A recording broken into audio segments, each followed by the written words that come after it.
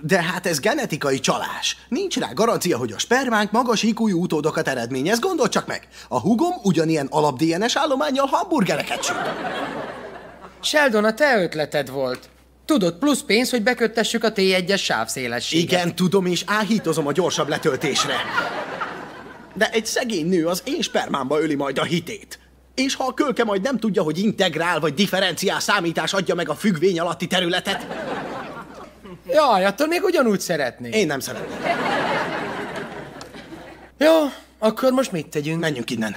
Oké. Mi a távozás menete? Nem tudom, még sosem léptem vissza spermaadománytól. Jó, akkor csak úgy menjünk el. Oké.